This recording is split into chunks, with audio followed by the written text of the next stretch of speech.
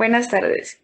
El día de hoy, mi grupo y yo, compuesto por Jorge Eduardo Jojoa, Kevin Alejandro Henao, Diego Luis Hurtado y mi persona Isabela García, vamos a presentar la sección 3.4 que se llama Vibraciones mecánicas.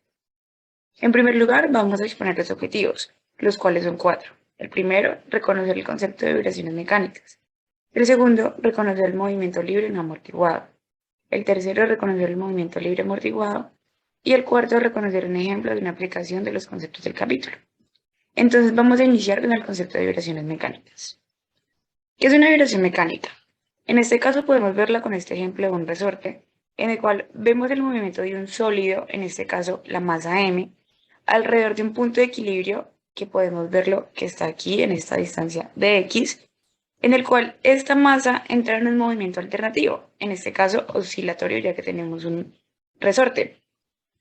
Posteriormente, pues va a tener una perturbación externa que ya voy a explicar y tenemos un amortiguador. Entonces podemos ver que, pues cuando el resorte se recoge, x es menor a cero, es decir, pues la distancia para este lado. Y cuando el resorte está totalmente estirado, x es mayor a cero para este lado. Entonces, con base en la ley de Hooke, podemos ver que F de S es una fuerza de restauración que el resorte ejerce sobre la masa, y esta es proporcional a la distancia de x cuando éste se comprime o se estira, ya que pues es un mismo desplazamiento y solo nos cambia el símbolo pues de esta variable, y este pues se mueve después de su posición de equilibrio. Podemos ver que K es una constante del resorte y que esta tiene símbolo opuesto al del X. Posteriormente tenemos un amortiguador, cual vemos aquí, que se encarga de restar esa fuerza con la que la masa llega a ese punto. Y vemos que tiene una fuerza FR, la cual se denomina como la constante del amortiguador, que es menos C, por la velocidad, que en este caso es la derivada de la posición con respecto al tiempo. Luego tenemos la fuerza externa que expliqué en la vibración mecánica, la cual pues se denomina como FE. Y entonces vamos a ver las fuerzas totales en la masa, que sería fuerza total es igual a F de S, que es la del resorte sobre la masa, la fuerza de restauración, F de R, que es la fuerza de la amortiguación, y F de E, que es la fuerza externa. Entonces, pues tomando en base la ley del Newton, que dice que fuerza es igual a masa por aceleración, si la ponemos en términos de ecuaciones diferenciales y de derivadas, pues tendríamos que es igual a masa por la segunda derivada de la posición con respecto al tiempo. Y aquí la podemos ver. Entonces, por lo tanto, homologando estas dos ecuaciones, tenemos la ecuación diferencial pues, de esta vibración mecánica, que sería m por la segunda derivada de x más c, que es la constante, por la primera derivada de x, más k, que es otra constante, por x es igual a la fuerza total. Ahora vamos a hablar pues, de otras, por decirlo así, vibraciones mecánicas que tenemos, que es el no amortiguado, que es cuando la constante c es igual a cero, es decir, no existe un amortiguador y pues se ignoran todas las fuerzas de fricción. Luego tenemos cuando C es mayor a cero, que si tenemos un amortiguador, es decir, pues nos corta o nos reduce esa fuerza con la que el objeto se está moviendo, con la que el sólido se está moviendo. Posteriormente, pues si no tenemos una fuerza de excitación externa, como aquí muestra, pues se considera un movimiento libre. Y si tenemos una fuerza de excitación externa, en este caso, pues es diferente a cero, tenemos que es un movimiento forzado. Ahora mi compañero va a explicar el siguiente concepto. Muchas gracias. Bueno, ahora vamos a hablar sobre el movimiento libre no amortiguado y para ello vamos a recordar qué es un sistema masa-resorte. Bueno, este consiste en un objeto de masa m unido a un resorte flexible, que a su vez se encuentra incorporado a un soporte rígido. Dicho elemento puede moverse sin fricción sobre una superficie horizontal, como lo pueden ver ustedes en la imagen. Bueno, el movimiento libre no amortiguado también es llamado movimiento armónico simple. Es el movimiento que describe una partícula sometida a una fuerza restauradora proporcional a su desplazamiento. Es un movimiento periódico, es decir, que se repite cada cierto intervalo de tiempo y que presenta ausencia de fricción. Cabe resaltar que no todos los movimientos periódicos son armónicos. Para que lo sean, la fuerza restauradora debe ser proporcional al desplazamiento. Bueno, en esta imagen ustedes pueden observar un oscilador masa-resorte conformado por una masa m unida a un resorte fijo en un extremo. Y algo muy importante para señalar es que el movimiento libre no amortiguado está definido por la ley de Hooke y por la segunda ley de Newton. Vamos a ver en primer lugar la ley de Hooke, la cual consiste en que si unimos un objeto a un resorte, este oscilará teniendo elongación o compresión del mismo. Bueno, supongamos que un resorte flexible está suspendido verticalmente en un soporte rígido, como lo pueden observar, y después le añadimos una masa que se sujeta a su extremo libre. La cantidad de estiramiento o elongación del resorte dependerá, por supuesto, de la masa. Las masas con diferentes pesos estiran el resorte en diferentes cantidades. Además, la ley de Hooke establece que el resorte ejerce una fuerza de restitución F, opuesta a la dirección del alargamiento, a una dirección del alargamiento S. En resumen, F, la fuerza, es igual a una constante K por S, donde K es una constante de proporcionalidad llamada constante del resorte.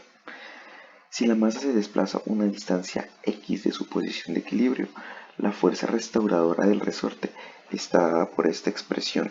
F es igual a K por S más X. Bueno, también está inmersa la segunda ley de Newton, donde tenemos que la fuerza es igual a masa por la aceleración. Recordemos que la segunda ley de Newton se utiliza para describir las causas del movimiento.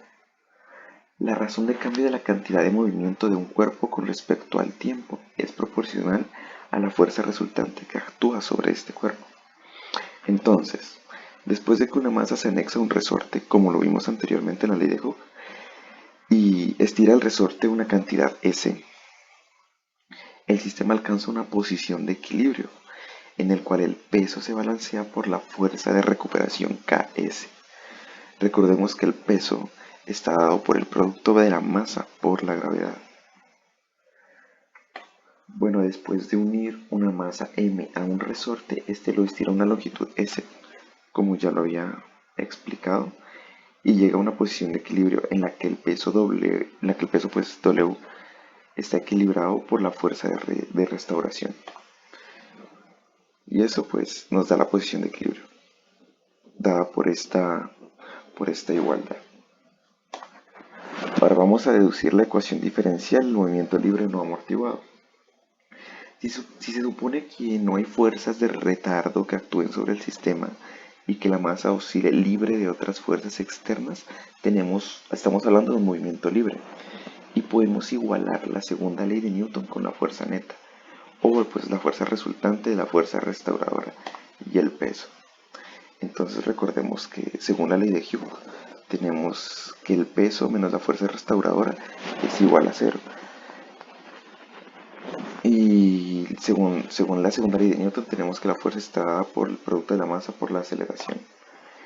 Entonces, igualando la segunda ley de Newton con la fuerza resultante de la fuerza restauradora del resorte y el de peso del objeto, tenemos que ma, que es masa por aceleración, segunda ley de Newton, está dada por el producto de la masa por la gravedad, o sea, el peso, menos la fuerza restauradora, k por s más x.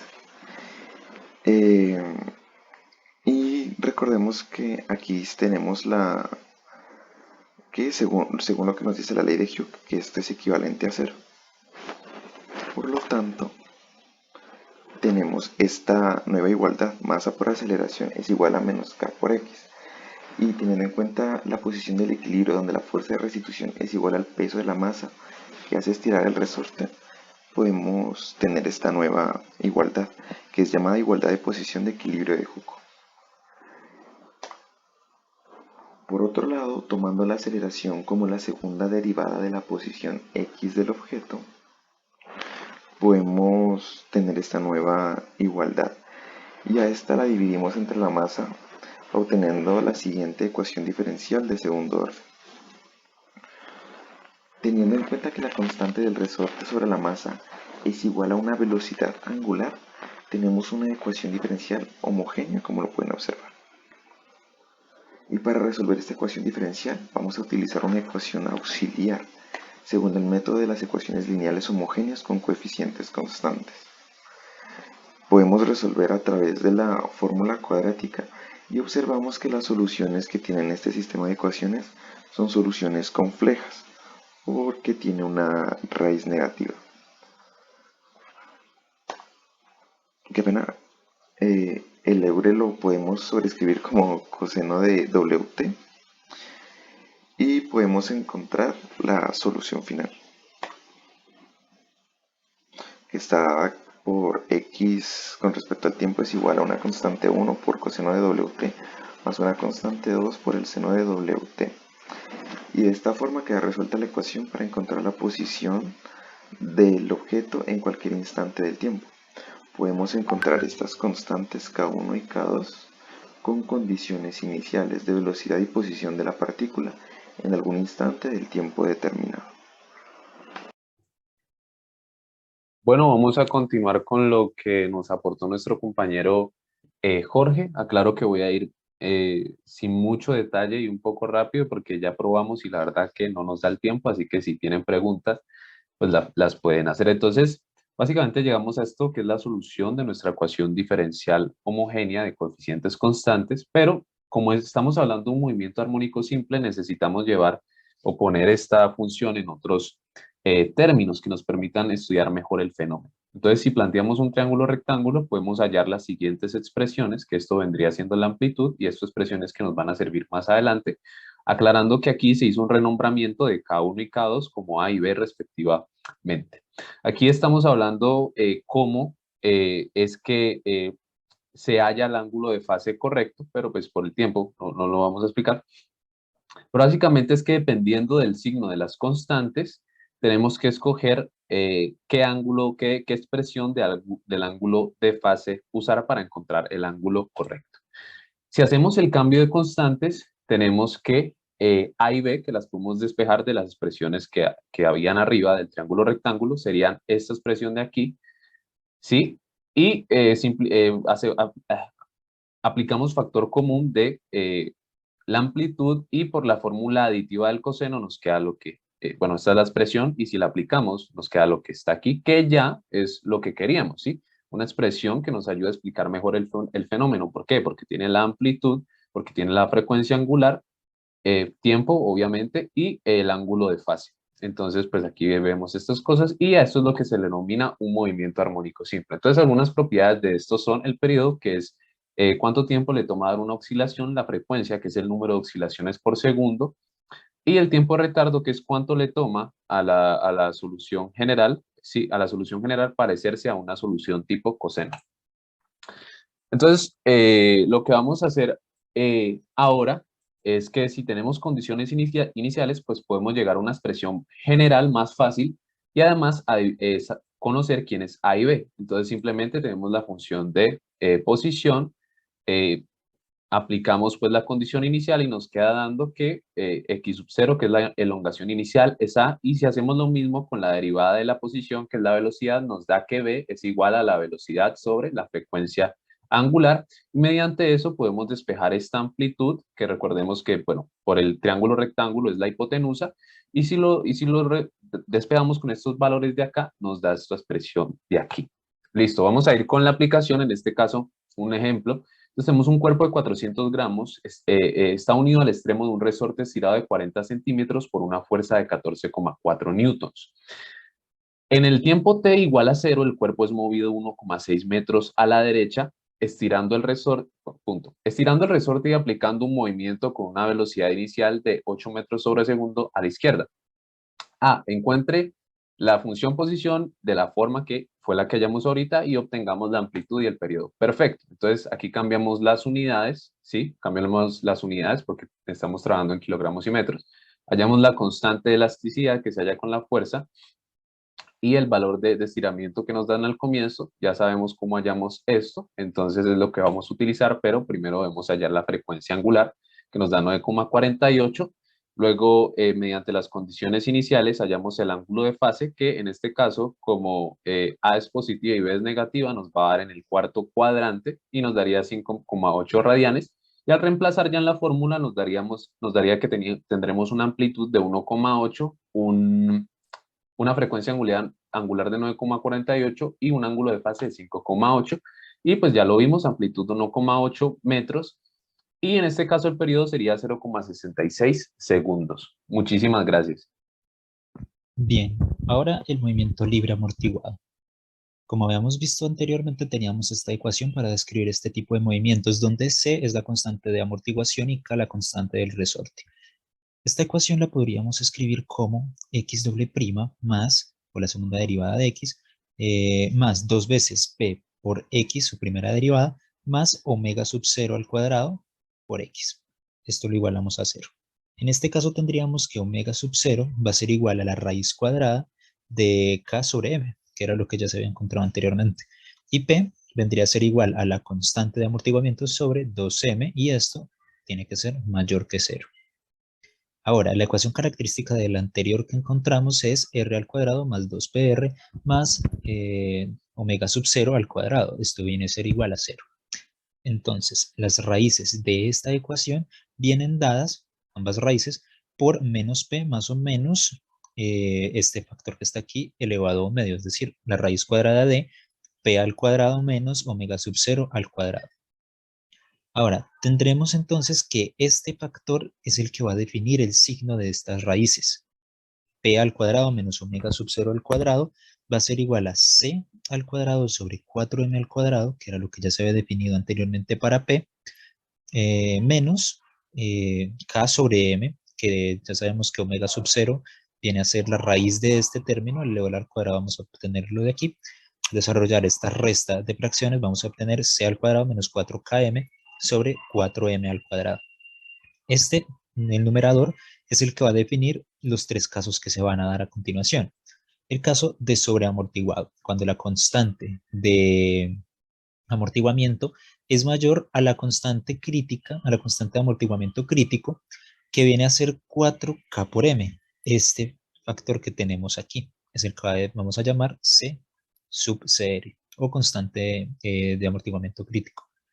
Ahora, este valor en este caso, donde tenemos un sobreamortiguamiento, es decir, que C es mayor al amortiguamiento crítico, nos va a dar dos raíces reales, por lo que la posición, la ecuación de nuestra posición va a ser igual a C1 por E elevado a la primera raíz por T, más C2 por E elevado a la segunda raíz por T.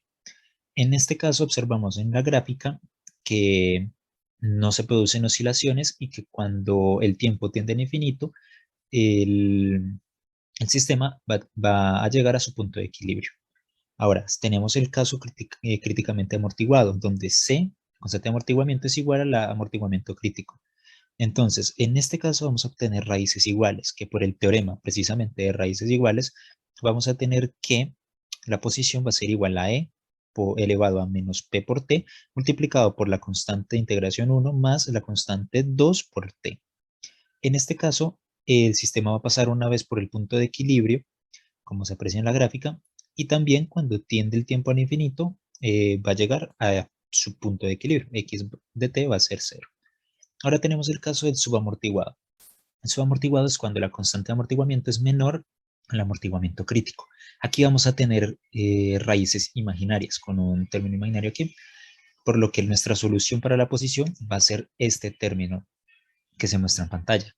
Al aplicar la fórmula aditiva del coseno, vamos a tener que la posición es igual a C por E a la menos P por T por el coseno de omega sub 1 por T menos A. En este caso tenemos que C va a ser igual a la raíz cuadrada de A más al cuadrado más B al cuadrado, coseno de alfa va a ser A sobre C y seno de alfa va a ser B sobre C. Como podemos ver, esta es la gráfica de esta ecuación. Aquí vamos a tener oscilaciones y vamos a obtener también lo que apreciamos aquí como una amplitud envolvente. Así la podríamos llamar. Esta amplitud envolvente viene dada por este término, C por E a la menos P por T, y la gráfica de nuestro sistema se va a encontrar con esta amplitud envolvente cuando omega sub 1 por t menos alfa es mm, un producto de pi.